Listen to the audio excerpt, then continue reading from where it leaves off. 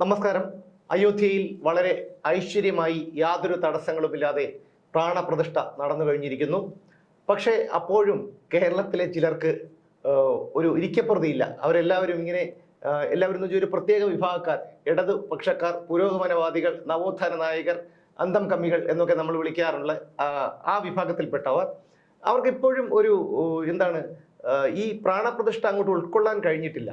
അവരിപ്പോഴും മനസ്സുകൊണ്ട് ആഗ്രഹിക്കുന്നത് ഈ ഒരു രാമക്ഷേത്ര നിർമ്മാണം അവിടെ നടന്നിട്ടില്ല, പ്രാണപ്രതിഷ്ഠ നടന്നിട്ടില്ല, എല്ലാം അലങ്കോലമായി എന്നുള്ള ഒരു രീതിയിൽ ഒരു സോഷ്യൽ മീഡിയയിലൊക്കെ വളരെ എന്താണ് ഈ തമ്മിലടുപ്പിക്കുന്ന രീതിയിലുള്ള കുപ്രചരണങ്ങൾ നടത്തിക്കൊണ്ടിരിക്കുകയാണ്. കാരണം ഇത് കാണുമ്പോൾ രാവിലെ മുതൽ ഇത് കണ്ട് ചിരി വരികയാണ്.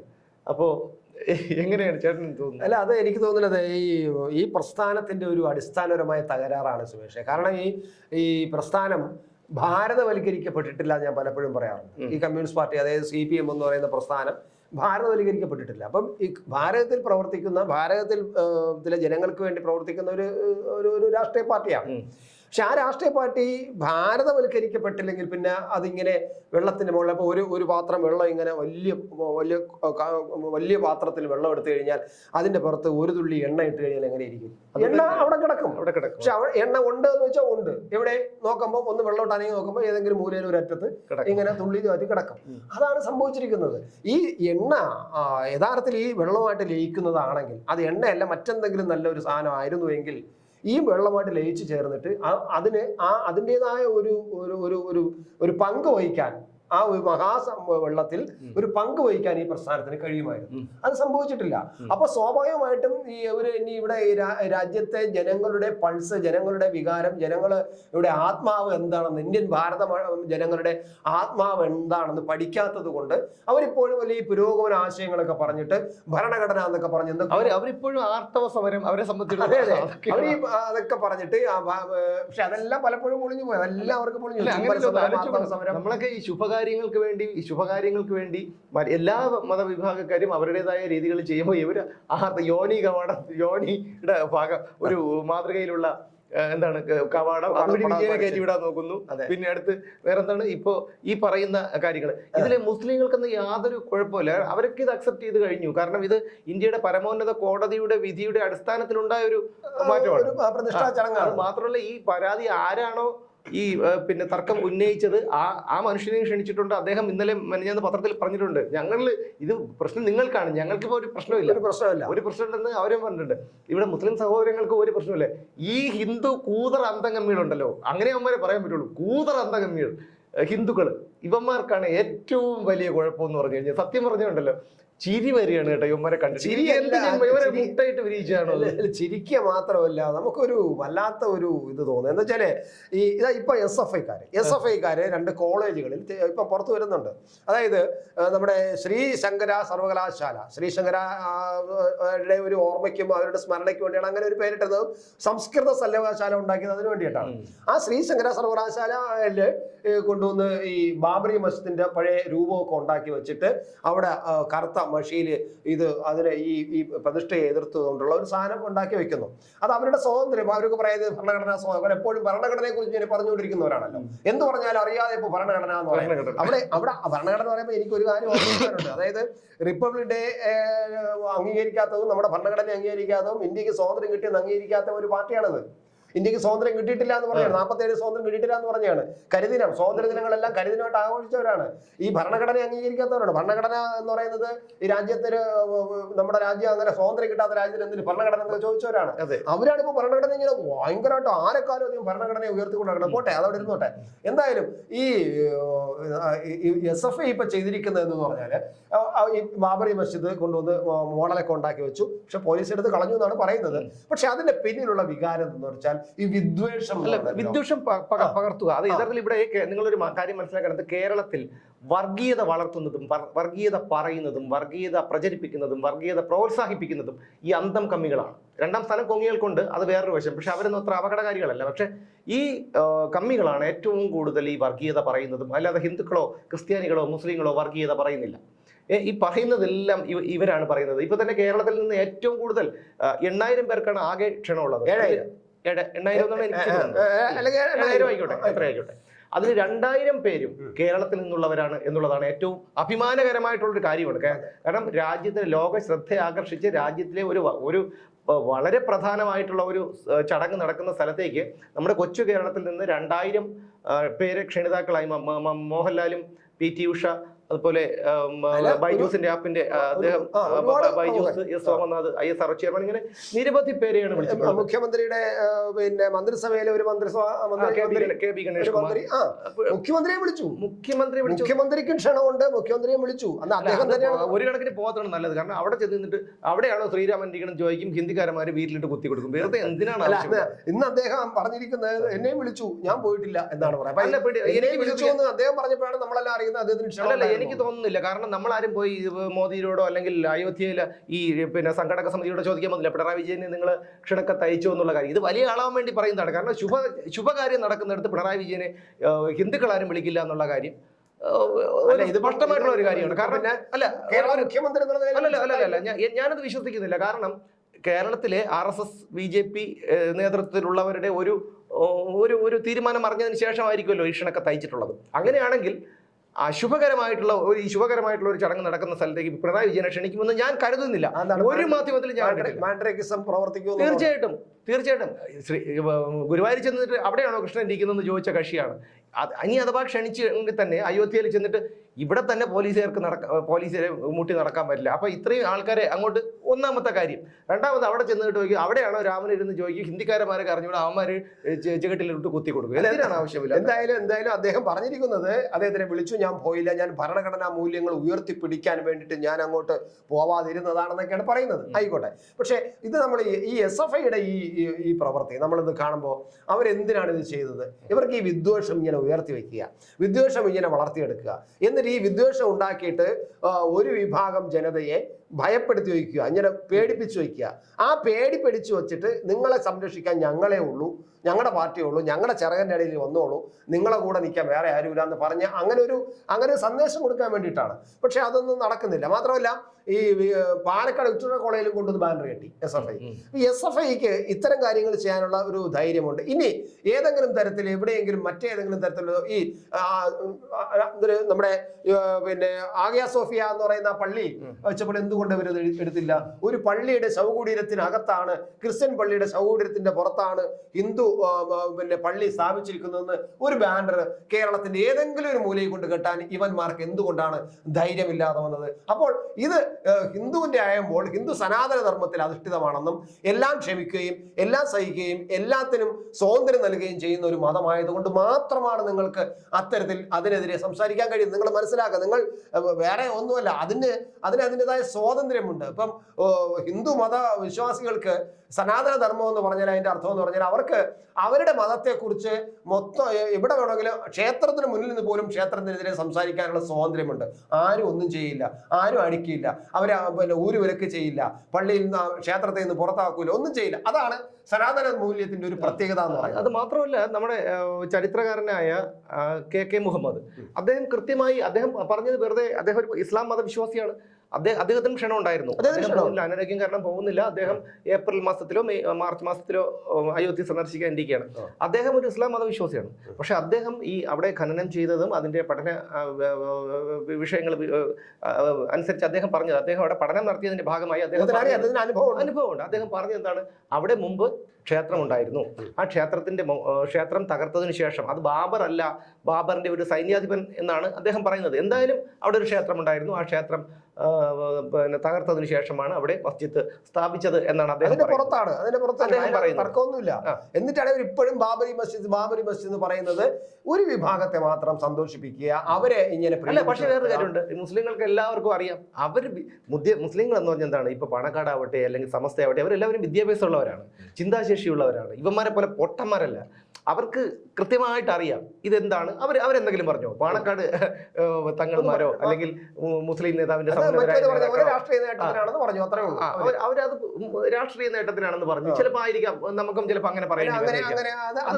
അത് എല്ലാ രാഷ്ട്രീയ പാർട്ടിയും പറഞ്ഞുകൊണ്ടിരിക്കുന്നു, കോൺഗ്രസ് ഒക്കെ പറഞ്ഞുകൊണ്ട് അത് മുസ്ലിം ലീഗും, അത്രേ ഉള്ളൂ. പക്ഷെ ഒരു കാര്യമുണ്ട്, നമ്മൾ എല്ലാ വർഷവും ഡിസംബർ 6-ന് ഒരു കരിദിനമായിട്ട് ആചരിച്ചു കൊണ്ടിരുന്ന ഒരു പ്രസ്ഥാനമുണ്ട്, SDPI എന്ന് പറയുന്നത്.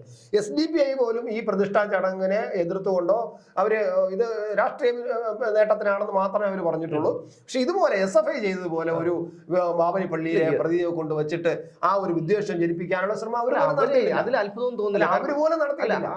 അതിൽ അത്ഭുതം തോന്നില്ല SFI ചെയ്ത്. കാരണം നമ്മളെയൊക്കെ നമ്മുടെ പിതാവിന്റെ ബീജം മാതാവിന്റെ ഗർഭപാത്രത്തിൽ ചെന്ന് നമ്മൾ സാധാരണ ഒരു മനുഷ്യ ജീവി ഉണ്ടാകുന്നത് പോലെ എന്താണ് പ്രോസസ്സിങ് എല്ലാം നടന്ന് നമ്മളെ പ്രസവിക്കുകയായിരുന്നു.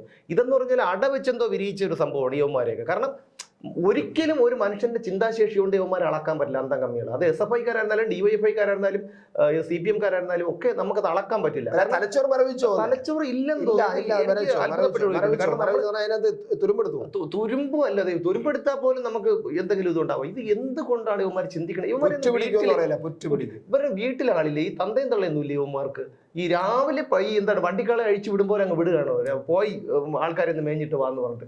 എന്തൊരു ക്ഷുദ്രജീവികളാണ് ഇവന്മാര്. നല്ല ഇതുകൊണ്ട് ഇനിയും അകന്നുകൊണ്ടിരിക്കും കേരള ജനതയിൽ, അല്ല ഭാരത ജനതയിൽ നിന്നും ഈ പ്രസ്ഥാനം അകന്നകന്നു പോകണം. അവർ ബോധപൂർവ്വം ഞങ്ങൾ അകന്നുകൊണ്ടേയിരിക്കും. ഇനി വാശിയാണ് ഞങ്ങൾക്ക് ഈ ഭാരത മണ്ണിലെ ജനങ്ങള് പിന്തുണയൊന്നും വേണ്ട, ഭാരത ജനതയുടെ പിന്തുണ വേണ്ട, ഈ കേരള ജനതയുടെ മതി. കേരള ജനത എന്നുള്ള ഭാരതത്തിന്റെ ഭാഗമല്ല, മറ്റേതോ ഇവിടെ നിൽക്കുന്ന ഒരു പ്രത്യേക ദ്വീപാണ് എന്നാണ് ഇവരെല്ലാം വിചാരിക്കുന്നത്. അത് മാത്രമല്ല, ഇവരുടെ ഒരു രീതി എന്ന് പറഞ്ഞു കഴിഞ്ഞാൽ ഇപ്പൊ നമ്മുടെ നമുക്ക് വരട്ട് ചൊറി വരുമല്ലോ, വരട്ട് ചൊറി ചേട്ടൻ കേട്ടില്ലേ? വരട്ട് ചൊറി എന്ന് പറയുമ്പോഴത്തേക്കും ഈ ചൊറിയുന്നിടത്തോളം സുഖം കിട്ടും. ലോകത്ത് ഒരു കണക്കിന് ഏറ്റവും സുഖമുള്ള ഒരു സംഭവം എന്ന് പറഞ്ഞാൽ ഈ ചൊറിയുന്നിടത്ത് മാന്തുന്നതാണ് ഏറ്റവും സുഖമുള്ള സംഭവം. അതുപോലെയാണ് ഈ കമ്മികൾ. കാരണം ഈ ഇടയ്ക്കിടയ്ക്ക് ഇങ്ങനെ തള്ളുന്നു. PP പള്ളിപ്പറമ്പിൽ രാമൻ എന്നൊക്കെ പറഞ്ഞിട്ടാണ് തള്ളുന്നത്. ഇതൊക്കെ ചെന്നിട്ട് നല്ലൊരു ഒരുത്തന്റെ മുമ്പിൽ ചെന്ന് അടിച്ചമറി കാരണം പൊട്ടിക്കും. അടിച്ചവന്മാര് യുവന്മാർക്ക് ഇവിടെ നിന്ന് കേരളത്തിൽ നിന്നൊക്കെ പറയാൻ പറ്റും. പക്ഷെ യുവന്മാർ ഇത് നോർത്ത് ഇന്ത്യയിൽ എവിടെയെങ്കിലും ചെന്ന് അയോധ്യയിൽ എങ്ങനെ ചെന്ന് പറയാനുള്ള യുവന്മാർ മനുഷ്യ ചങ്ങലയും കൊണ്ടുപോയിക്കോട്ടെ. മെനഞ്ഞാന്ന് എല്ലാ വട്ടന്മാരെയും കൂടെ ഒരു ചങ്ങല കിട്ടതാണല്ലോ മെനഞ്ഞാന്ന് വൈകുന്നേരം. ഇവന്മാരെല്ലാം മനുഷ്യ ചങ്ങലയും കൂടെ കൊണ്ടുപോയിക്കോട്ടെ. അയോധ്യയിൽ എങ്ങനെ ചെന്ന് നിന്നിട്ട് ഈ മനുഷ്യ ചങ്ങല അവര് കേരളം വിട്ടിട്ട് ഈ ചങ്ങല ഞാൻ പറയുന്ന അയോധ്യ വരെ എത്തിക്കണം. അപ്പോഴാണ് അതിന്റെ ഗുണം. കാരണം അയോധ്യ എത്തിക്കോ അല്ലെങ്കിൽ വേണ്ട, നേരെ ഡൽഹിയിൽ വരെ പോട്ടെ. കേരളത്തിൽ നിന്ന് ഒരു മനുഷ്യ ചങ്ങല ഡൽഹി വരെ. കാരണം ഞങ്ങൾക്ക് ഡൽഹി ഇതിന്റെ അവഗണനയ്ക്കെതിരെ അതല്ലെങ്കിൽ പ്രാണപ്രതിഷ്ഠ നടത്തി ബാബരി മസ്ജിദിന്റെ പുറത്ത് അതിന്റെ ശവകുടീരത്തിൽ പ്രാണപ്രതിഷ്ഠ നടത്തി എന്ന് പറഞ്ഞുകൊണ്ട് അതൊരു ചങ്ങല വെക്കട്ടെ. ഒരു അല്പ ധൈര്യം ഉണ്ടെങ്കിൽ വേണ്ട, ഇവിടെ നിന്ന് വണ്ടി നിങ്ങൾക്ക് ആസ്തിയുള്ള ഒരുപാട് ആസ്തിയുള്ള ഒരു പാർട്ടിയാണല്ലോ CPM. അങ്ങനെയാണെങ്കിൽ പൈസ കൊടുത്ത ആളിനെ കിട്ടുമല്ലോ, പൈസ കൊടുത്ത ആളിനെ കിട്ടും. ഈ ട്രെയിനിലോ വിമാനത്തിലോ ഒക്കെ കയറ്റി ഡൽഹി ചെന്നിട്ട് നിങ്ങൾ അങ്ങനെ എന്തെങ്കിലും ചെയ്യണം. കാരണം എന്താണ് പറ്റണമെന്ന് ഉള്ള കാര്യം അറിയാൻ പറ്റും. അവിടെ കൊണ്ടുവന്ന് SFIക്കാരെ ഈ മസ്ജിദിന്റെ അവിടെ കൊണ്ടുപോയിട്ട് ഇതുപോലെ ഈ പ്രാണപ്രതിഷ്ഠ നടന്ന അയോധ്യയിൽ കൊണ്ടുവന്നിട്ട് ഇതുപോലൊരു മസ്ജിദിന്റെ പടമൊക്കെ വെച്ചിട്ട് ഇത് ഇതിന്റെ ശവകുടീരത്തിലാണെന്ന് പറഞ്ഞ് SFI എന്ന് പറഞ്ഞ് അവിടെ കൊണ്ട് എഴുതി വെക്കുമോ? നിങ്ങളെ ധൈര്യം കാണട്ടെ. ഒരു വലിയ പ്രസ്ഥാനമല്ലേ അവര്, ഒരു വലിയ ധൈര്യം ചെയ്യട്ടെ. ഞാൻ പറയുന്നത് അവർ ചെയ്യണം. കാരണം ഭരണഘടനാ സംരക്ഷണവും മതേതരത്വത്തിനു വേണ്ടി ഏറ്റവും അധികം സംസാരിക്കുന്നവർ ഈ കേരളത്തിന്റെ മുഖ്യ മൂലയിൽ നിന്നുകൊണ്ട് പറഞ്ഞാൽ പോരാ. നിങ്ങൾ അവിടെ തന്നെ പോകണം, ഈ പ്രതിഷ്ഠ നടന്ന സ്ഥലത്ത് പോകണം. അവിടെ ചെന്ന് ഇത് കാണിച്ചിരിക്കുന്ന തെമ്മാടിത്തരമാണ്, ഇത് ബാബറി മസ്ജിദിന്റെ ശവകുടീരത്തിലാണ് കെട്ടിയിരിക്കുന്നത്, ഇത് രാജ്യത്തിന്റെ ഭരണഘടനയ്ക്കെതിരാണ് എന്ന് പറയും. നിങ്ങൾ ബാബരി മസ്ജിദിന്റെ മോഡൽ കൊണ്ടുവന്ന് വെച്ചിട്ട് ബോർഡ് വയ്ക്കൂ. നമ്മുടെ ശങ്കരാചാര്യരെ അവിടെ കൊണ്ടുവച്ചതുപോലെ യൂണിവേഴ്സിറ്റി കൊണ്ടുവച്ചത് ചോണ അവിടെ കാണിക്കുക എന്നുള്ളതാണ് മിടുക്ക്. അവിടെ നിങ്ങൾ വിപ്ലവ വിദ്യാർത്ഥികളാണ്, സംഘടനയാണ്, നമ്മൾ അവിടെ പറയാൻ പറ്റും. അടി കിട്ടില്ല എന്ന് ഉറപ്പുള്ള സ്ഥലത്ത് നമുക്ക് എന്ത് കാണിക്കാം. അതാണ് നിങ്ങൾ കാണിച്ചുകൊണ്ടിരിക്കുന്നത്. അതുകൊണ്ട് ഒരു പ്രശ്നവുമില്ല. പക്ഷേ നിങ്ങൾ മനസ്സിലാക്കേണ്ട ഒരു കാര്യം, നിങ്ങൾ ഈ പറയുന്ന കണക്ക് ഹിന്ദുത്വത്തെയും ഞങ്ങളൊക്കെ ജാതിയെയും മതത്തെയും പറ്റി പറയാത്ത ആൾക്കാരാണ്. പക്ഷേ ഞങ്ങളെ കൊണ്ട് ചിന്തിപ്പിച്ചത് ഈ സുപ്രീം കോടതി ഉത്തരവിന്റെ മറപിടിച്ച് 2 വനിതാ ആക്ടിവിസ്റ്റുകളെ പിണറായി വിജയന്റെ പോലീസ് തലയിൽ മുണ്ടിട്ട് കയറ്റിയല്ലോ. അന്ന് മുതലാണ് ഞങ്ങൾ ഇതിനെക്കുറിച്ചൊക്കെ ചിന്തിച്ചു തുടങ്ങിയത്. ഞങ്ങളൊരു ഹിന്ദുക്കളാണെന്നുള്ള കാര്യവും ഒക്കെ ചിന്തിച്ചത്. എന്ന് വെച്ചാൽ ഞങ്ങൾ ഒരു വലിയ തീവ്ര മതവിശ്വാസികളൊന്നുമല്ല. ഇപ്പോഴും ഞങ്ങൾ പഴയ രീതിയിൽ തന്നെയാണ്. പക്ഷെ ഇനി ഞങ്ങളെ വിശ്വാസത്തെ അല്ലെങ്കിൽ ഞങ്ങളുടെ മതത്തെ, ഞങ്ങളുടെ ആരാധനാലയങ്ങളെ എത്രത്തോളം അവഹേളിക്കുന്നോ അത്രത്തോളം ഞങ്ങൾ തിരിച്ച് എതിർക്കുക തന്നെ ചെയ്യും. അതിന് വേറെ ഒരു സംശയമൊന്നുമില്ല. അല്ല, ഇനി ഒരു കാര്യം കൂടെ അതിൻ്റെ കൂടെ ചേർത്ത് പറയട്ടെ സുമേഷേ. നമ്മുടെ ഇപ്പം മുഖ്യമന്ത്രി ഒരു പ്രസ്താവന ഇറക്കിയെന്ന് പറഞ്ഞല്ലോ, അതിനകത്തൊരു പ്രത്യേക അജണ്ടയുണ്ട്, നമ്മൾ കാണാത്തതാണ്. അപ്പോൾ മുഖ്യമന്ത്രി ഒരു പ്രസ്താവന ഇറക്കിയെന്ന് പറയുമ്പോൾ നമ്മൾ സാധാരണ മുഖ്യമന്ത്രി CPMന്റെ മുഖ്യമന്ത്രിയാണ്, ഇതിനെ എതിർക്കുന്ന മുഖ്യമന്ത്രിയാണ് പറഞ്ഞു എന്നാണ്. പക്ഷെ അങ്ങനെയല്ല. അതായത് മുഖ്യമന്ത്രി പറഞ്ഞ ഇതുവരെയും ഇല്ലാത്ത ചരിത്രത്തിൽ ആദ്യമായിട്ട് ഈ ഒരു വിഷയത്തിൽ മുഖ്യമന്ത്രി ഇംഗ്ലീഷിലാണ് പിന്നെ അഭിപ്രായം പറഞ്ഞിരിക്കുന്നത്. അതെ, ഇംഗ്ലീഷിൽ മോണിറ്റർ വെച്ചിട്ട് മോണിറ്റർ വെച്ചിട്ട് ആ പ്രോമീറ്റർ നോക്കിയിട്ട് ഇംഗ്ലീഷിൽ പറയാനുണ്ടായത്. എന്തിനെന്നറിയാമോ? ഇത് ഈ രാജ്യത്തിന്റെ പുറത്തും രാജ്യത്തിന് അകത്തും ഇതിന് എതിരായി നിൽക്കുന്ന ഒരു ശത്രുവുണ്ട്, രാജ്യത്തിന് എതിരായി പ്രവർത്തിക്കുന്ന ഒരു PR ടീമുണ്ട്, പ്രത്യേകിച്ച് രാജ്യത്തിന്റെ പുറത്തുണ്ട്. അത് ഖാലിസ്ഥാൻ ടീം മുതൽ ഈ അപ്പൊ അവരിത് കാണണം. കാരണം ഇംഗ്ലീഷിലാകുമ്പോഴേ അവർക്ക് ഇത് മനസ്സിലാവും. അല്ലാതെ ഒരാൾ വന്നിരുന്നിട്ട് പറഞ്ഞ ആരെങ്കിലും കേൾക്കോ? അപ്പൊ അതിന് ഇംഗ്ലീഷിൽ തന്നെ അല്ല, ആയിക്കോട്ടെ, അവര് അറിവ് മാത്രം പോരാ, അവർക്ക് ഇംഗ്ലീഷിൽ പോയിട്ട് ഇതിന്റെ മൊത്തം, എന്നിട്ട് അവർക്ക് അതിനെ എടുക്കണം. അവർക്ക് ഈ വീഡിയോ ഡൗൺലോഡ് ചെയ്ത് എടുത്തിട്ട് അവർക്ക് പ്രചരിപ്പിക്കണം. ഇതാ, ഞാൻ മാത്രമേ ഉള്ളൂ ലോകത്തിൽ ഇങ്ങനെ ഇതിനെതിരായിട്ട് നിൽക്കാൻ, ഞാൻ മാത്രമാണ് നിങ്ങൾക്ക് വേണ്ടിയിട്ട് ഈ മതേതരത്തിന് വേണ്ടി ലോകത്ത് നിൽക്കുന്ന ഒരേ ഒരു വ്യക്തി ഞാനാണെന്ന് കാണിക്കണം. അതാണ്. അല്ല, ഇവർ ഇംഗ്ലീഷിന്റെ ആവശ്യമില്ല. കാരണം ഇത് ദേശീയ ഇംഗ്ലീഷ് മനസ്സിലായത് ചേട്ടനല്ല മനസ്സിലായോ? അല്ല, അതൊക്കെ നമ്മൾ കേട്ടോണ്ടിരുന്നല്ലേ, കൃത്യമായിട്ട് പ്രോമീറ്ററിൽ വായിച്ചതല്ലേ, അപ്പൊ മനസ്സിലാവുമല്ലോ സ്വാഭാവികമായിട്ട്. എന്തായാലും എന്റെ ഉള്ളിലെ ഉദ്ദേശം അതാണ്. അല്ലെങ്കിൽ ഈ രാജ്യത്തിന് പുറത്തുള്ള ടീമിനും ഇത് ഏറ്റെടുക്കാൻ വേണ്ടി ഒരു തന്ത്രമാണ് നടത്തിയിരിക്കുന്നത്. എന്തായാലും ഒരു കാര്യം മനസ്സിലാക്കുക, ഈ രാജ്യം എന്ന് പറയുന്നത് ഈ മഹാത്മാഗാന്ധി എന്തിനാണ് രാമരാജ്യം എന്നൊരു മുദ്രാവാക്യം അല്ലെങ്കിൽ ഒരു മന്ത്രം ഉയർത്തിക്കൊണ്ട് അദ്ദേഹം ഇറങ്ങിയതെന്ന് പറഞ്ഞാൽ ഈ രാജ്യത്തെ ജനങ്ങളെ മുഴുവൻ ഒരു കുടക്കീഴിൽ, ഒരു മന്ത്രത്തിന്റെ കീഴിൽ ഒതുക്കാൻ വേണ്ടിയിട്ടാണ് അദ്ദേഹം അങ്ങനെ ഒരു മന്ത്രം തിരഞ്ഞെടുത്തത്, രാമരാജ്യം എന്ന മന്ത്രം തിരഞ്ഞെടുത്തത്. അതായത് ഇന്ത്യയിലെ ജനങ്ങളുടെ ഉള്ളിൽ രാമൻ എന്ന് പറയുന്ന ആ ഒരു നാമത്തിന് ഉള്ള ഒരു ആത്മബന്ധമുണ്ടല്ലോ, ശരീരത്തിൽ രക്തത്തിൽ അലിഞ്ഞേർക്കുന്ന ഒരു ബന്ധമുണ്ടല്ലോ ഭാരതീയർക്ക്, അത് മുതലെടുക്കുകയായിരുന്നു ഗാന്ധി ചെയ്തത്. നിങ്ങൾ അത് അറിഞ്ഞിട്ടില്ല, നിങ്ങൾക്ക് അതിനെ പഠിക്കാൻ മനസ്സിലാക്കിയിട്ടില്ല. നിങ്ങൾ ഇപ്പോഴും അതിൽ നിന്ന് മാറി നിന്നുകൊണ്ട് ഞാൻ നേരത്തെ പറഞ്ഞാൽ ഒരു തുള്ളി എണ്ണ പോലെ ഇങ്ങനെ ഒരിടത്തും ചേരാതെ ഓടി നടക്കുന്ന ഒരു പ്രസ്ഥാനമായിട്ട് മാറുന്നു. അതുകൊണ്ട് തന്നെയാണ് നിങ്ങൾക്ക് അവസാനം കേരളത്തിൽ മാത്രം ഒരു തരിയായിട്ട് മാറേണ്ടി വന്നത്. ഇനി കേരളത്തിൽ നിന്നും ഈ തരി വലുതായിട്ടൊന്നും പിടിക്കില്ല. ആർക്കൊക്കെയോ വേണ്ടിയിട്ട് നിങ്ങൾ ആരുടെയൊക്കെ വോട്ടിന് വേണ്ടി ചില കളികളെ കളിക്കുന്നുണ്ട്. അതിന് ഒരുപാട് കാലമൊന്നും ആ കളി മുന്നോട്ട് കൊണ്ടുപോകാൻ പറ്റില്ല എന്നുള്ളതും യാഥാർത്ഥ്യം. നിങ്ങളൊരു കാര്യം മനസ്സിലാക്കേണ്ടിരുന്നത്, ഉച്ചയ്ക്കൊക്കെ ഇവിടെ പല വീടുകളിലും ചെന്ന് നോക്കണമായിരുന്നു. എല്ലാവരും നമ്മൾ ഏകദേശം ഭൂരിപക്ഷം വീടുകളിലും വിളക്ക് കൊളുത്തുകയും രാമനാമം ജപിക്കുകയും ഒക്കെ ചെയ്തിരുന്നു. എന്തിനാണ് ഒരു വിശ്വാസത്തെ മാത്രം ഇങ്ങനെ അവഹേളിക്കുന്നത്? മനസ്സിലാകാത്തതുകൊണ്ടാണ് ഞാൻ ചോദിക്കുന്നത്. കാരണം നിങ്ങൾ ഒരു പ്രത്യേക വോട്ടിന് വേണ്ടിയിട്ട് ഒരു പ്രത്യേക മതവിഭാഗത്തെ മാത്രം നിങ്ങൾ പ്രീണിപ്പിക്കുകയും, കാരണം അവർക്കത് മനസ്സിലാകുന്നുണ്ട് നിങ്ങൾ ഈ കന്തംകമ്മികളാണെന്നും നിങ്ങൾ അവരെ പ്രീണിപ്പിക്കുകയാണെന്നുള്ള കാര്യം അവർക്ക് മനസ്സിലാകുന്നുണ്ട്. അല്ല, അവിടെ ഇവർ വിചാരിക്കുന്നത് എന്തെന്നറിയാമോ? അത് ഹിന്ദുക്കൾ അവര് അമ്പലത്തിൽ അതിന്റെ രാമന്റെ പേര് പറഞ്ഞ് വിളക്ക് എത്തിക്കണം. പക്ഷെ വോട്ട് ചെയ്യുമ്പോൾ ഞങ്ങൾക്ക് തന്നെ വോട്ട് ചെയ്യും. കാരണം 40% ഹിന്ദു വോട്ട് CPM-നുണ്ട്. അതുകൊണ്ട് ഈ വിളക്ക് എത്തിക്കുന്നതൊക്കെ നടന്നോളും, അതൊന്നും നമുക്ക് പേടിക്കണ്ട, ഇവര് വോട്ട് ചെയ്തോളൂ എന്നാണ് പറയുന്നത്. അത് ശരി തന്നെയാണ്, അവരുടെ അനുഭവം വെച്ചിട്ട് തന്നെ. പക്ഷെ ഇത് എന്നും തുടരണമെന്നില്ല. ഇത് കുറേശ്ശെ ഈ വിളക്ക് കത്തിക്കുന്നവർ, അരിവാളിൽ കുത്തിക്കൊണ്ടിരിക്കുന്നവരും വിളക്ക് കത്തിക്കുന്നവരുമായ ജനങ്ങൾ തിരിച്ചറിഞ്ഞുകൊണ്ടിരിക്കുന്നു, കാര്യങ്ങൾ മനസ്സിലാക്കിക്കൊണ്ടിരിക്കുന്നു. അവരിനി വിളക്ക് കത്തിക്കുന്നവരോടൊപ്പം അരിവാളിനെയും കൂടെ കുത്താതിരിക്കും. അതിനും ചിലപ്പം ആ വിളക്കിന് മുന്നിൽ അരിവാളിനെ കത്തിക്കാനുള്ള ഒരു അവസ്ഥ ഉണ്ടാവും. അരിവാൾ രോഗം പോലെ കേട്ടോ, ഇതുപോലെ ഒരു രക്ഷയില്ല. ഇപ്പോൾ ഏറ്റവും വലിയ സമൂഹ മാധ്യമങ്ങളിൽ ഞങ്ങളുടെ നാട്ടിലെ ഉള്ള ഒരാള്, അയാള് പണ്ട് എനിക്ക് നല്ല ഓർമ്മയുണ്ട്, ഈ കർസേവ നടന്ന സമയത്ത് പുള്ളി ഭയങ്കര RSS-കാരനായിരുന്നു. കർസേവയ്ക്കൊക്കെ പോകാനൊക്കെ ശ്രമിച്ചു, നടന്നില്ല. പക്ഷെ ഭയങ്കര റൂട്ട് മാർച്ചിനൊക്കെ നിക്കറൊക്കെ ഇട്ടിട്ട് അങ്ങനെ അന്ന് ട്രൗസർ റൂട്ട് മാർച്ചും RSS-ൽ ശാഖ എടുത്തോണ്ടുന്ന കക്ഷിയാണ്. ഇന്ന് വലിയ അന്തംഗമ്മിയാണ്. ഇന്ന് നേരം വെളുത്തതിന് ശേഷം തന്നെ എനിക്ക് തോന്നുന്നുണ്ട് 10-20 പോസ്റ്റ് ഇട്ടിട്ടുണ്ട്.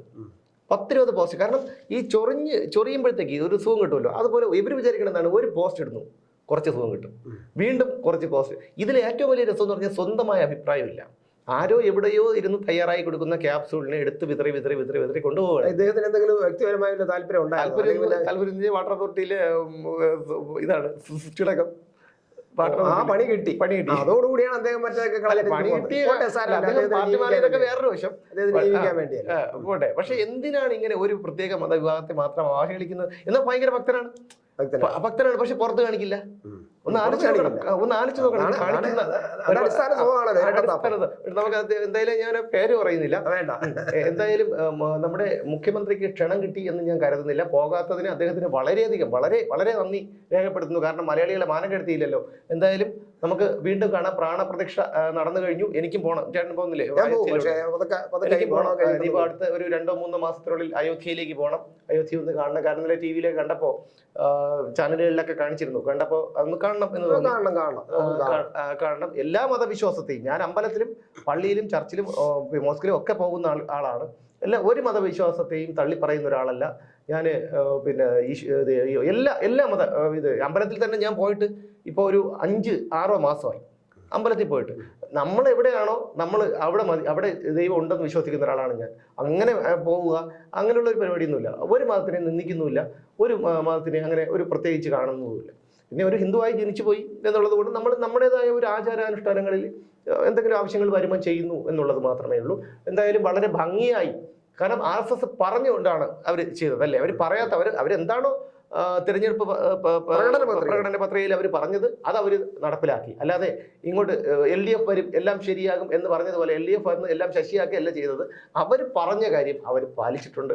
അതിനുള്ള ആർജവം RSSനും BJPക്കും ഉണ്ട് എന്നുള്ള കാര്യം കൂടി എല്ലാവരും മനസ്സിലാക്കേണ്ടതുണ്ട്. എന്തായാലും പ്രാണപ്രതിഷ്ഠ വളരെ ഭംഗിയായി നടന്നു. നമുക്ക് വീണ്ടും കാണാം മറ്റൊരു വിഷയത്തിലൂടെ നാളെ.